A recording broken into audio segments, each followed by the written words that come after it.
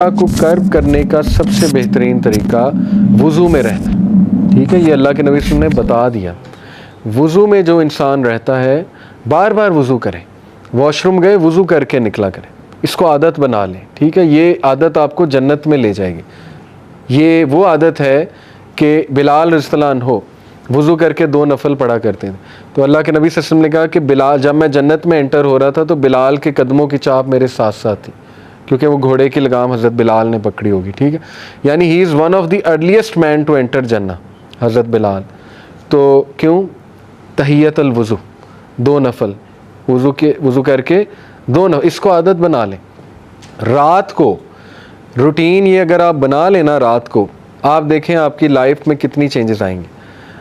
सोने से पहले वज़ू करें, वज़ू करके 2 नफल पढ़ें, 2 नफल पढ़ने के बाद सूरह मुल्क पढ़ें, सूरह आले इमरान की आखिरी 10 आयतें पढ़ें, सूरह सजदा पढ़ें और आखिरी 2 आयतें सूरह अल बकरा की पढ़ें।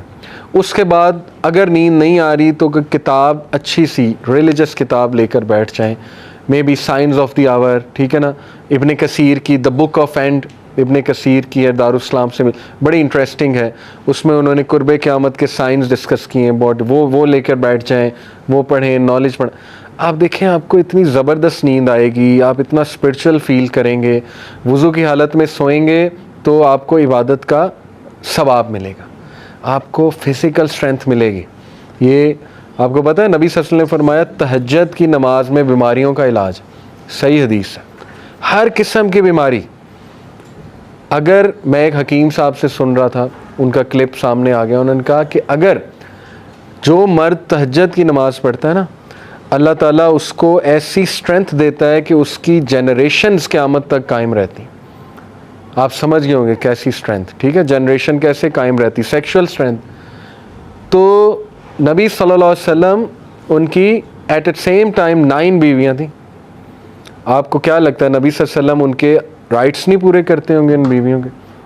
9 एट द सेम टाइम 9, ठीक है, बड़ी बात। तो उनकी खुराक देखें नबी सल्लल्लाहु अलैहि वसल्लम की क्या थी, उनकी रूटीन देखें। तहज्जुद की नमाज, आधा घंटा खड़े होके क़याम, उसके बड़े फ़ायदे हैं, उसमें बीमारियों का इलाज है। ठीक है, तो इससे भी नफ्से हमारा बहुत कर्ब होता है। ये तो सूरह मुज़म्मिल में है कि क़याम, तहज्जुद की नमाज तुम्हारे नफ्स के लिए बेहतर है। ठीक है, वो यही है, नफ्से हमारा को कर्ब करेगी ना ये चीज़ जाके। तो देखें, प्रैक्टिकल चीज़ें आपके सामने रख दी हैं मैंने, करने को बहुत कुछ है। अब आपका सिर्फ काम ये है कि वो चीज़ें हमने अपनी रूटीन का हिस्सा कैसे बनानी है। तो एक और प्रैक्टिकल एक्टिविटी दे देता हूँ आपको, जस्ट टू वाइंड अप, के सूरह अल असर, उसको सामने रखते हुए अपनी पूरी रूटीन बनाएं। कैसे? देखें, सूरह अल असर में 4 चीज़ें, वल अस्र इन्नल इंसान लफ़ी खुस्र, तमाम इंसान खसारे में, सिवाय नंबर 1 इल्लल लज़ीना आमनू। ईमान आपकी प्रेफरेंस होना चाहिए। सर्च करें ईमान होता क्या है, फ़ेथ क्या है, इसका तकाज़ा क्या है फ़ेथ का। ऐसी कोई बुक पढ़ें, ठीक है, कि फ़ेथ मुझे पता लगे, अकीदे की कोई किताब पढ़ ली, लेक्चर सुन लें। कि तो पहला काम करने वाला ये है कि आप अपनी रूटीन में वो अमाल लाएं जो फ़ेथ को बढ़ाने वाले, ना कि काम करने वाले। म्यूज़िक से ईमान को आग लग जाती है। ठीक है, music breeds hypocrisy in the heart, ये इब्ने कय्यम का कोट है, और बिल्कुल सही। म्यूज़िक ज़्यादा सुनने से इधर हिपोक्रेसी आती है, इंसान गुनाहों की तरफ चला जाता है। ठीक है, आजकल का तो म्यूज़िक बना इसलिए सेटनिज़म की इंडस्ट्री की तरफ से, वो तो ट्यून्स ही ऐसी हैं कि वो आपको ज़िना की तरफ जो है ना वो ले जाती है वो चीज़ आहिस्ता आहिस्ता। ठीक है, तो उसको अवॉइड करना बहुत ज़रूरी है। ओके, तो ऐसे अमाल जिनसे ईमान घटता है वो निकाले जाएँ, ऐसे अमाल जिनसे ईमान बूस्ट होता है उनको ऊपर लाया जाए। एक ब्रदर माशाल्लाह यूथ क्लब के साथ एसोसिएटेड हैं। आज से 2 साल पहले वो आए थे कि उन्हें OCD है। OCD समझते हैं, ऑब्सेसिव कंपल्सिव डिसऑर्डर, और इतना इलाज करा लिया था, नहीं ठीक हो रहा था, दवाइयों पे दवाइयाँ, साइकोलॉजिस्ट। आज उसने पिछले ही दिनों मुझे बताया कि माशाल्लाह जब से मैं आप लोगों के दरमियान बैठना शुरू हूँ, दीन का काम करना शुरू किया है, बिज़ी हुआ हूँ, OCD ख़त्म हो गया।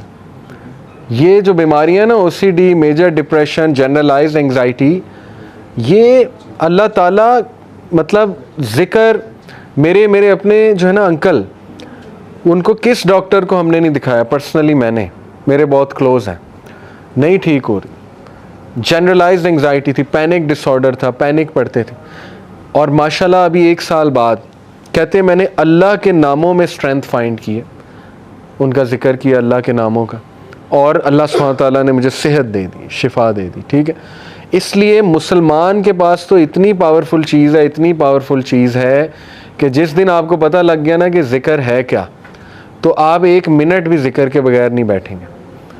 आप देखें, सर्च करें गुड डीड्स में सबसे पहले नमाज। ठीक है, पहली बात थी ईमान, ईमान लाओ, ईमान को बूस्ट करो। नंबर 2 अमल साले, सूरह असर। अमल साले हैं क्या? इब्ने मसूद ने अल्लाह के नबी से पूछा, या रसूलल्लाह which is the best of deed, या रसूलल्लाह बेहतरीन अमल क्या है? क्या फरमाया? प्रेइंग, नमाज ऑन इट्स प्रिस्क्राइब टाइम, कोई और नहीं। ये नहीं कि भूखों को खाना खिलाओ या फलाने की मदद करो ना, पहला अमल प्रेइंग नमाज ऑन इट्स प्रिस्क्राइब टाइम। क्यों? क्योंकि वो अल्लाह का राइट है। अगर आप अल्लाह का राइट पूरा नहीं कर रहे तो फिर तो कोई फ़ायदा नहीं ना। नमाज का मकसद भी आपको अच्छा इंसान बनाना है। पूछा फिर व्हाट नेक्स्ट?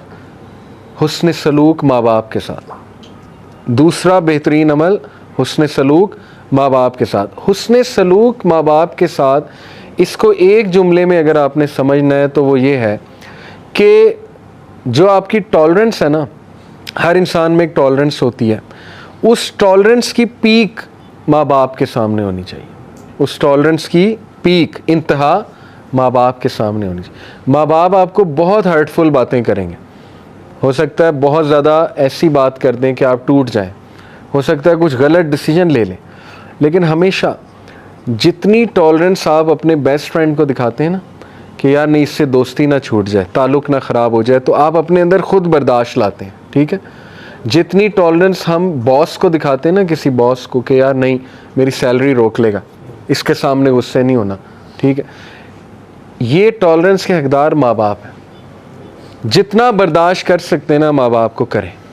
इसका ये मतलब नहीं कि जो वो बुरा काम अगर करने को कहें तो करें, नहीं। टॉलरेंस का मतलब है कि नहीं, मैं इनके सामने बोलूँगा नहीं, ठीक है मुझे बात बुरी लग रही है, इस लेवल को ऊपर ले जाएं, ये अच्छा अमल है, इसको प्रैक्टिकल लाएं अपनी लाइफ में। ठीक है।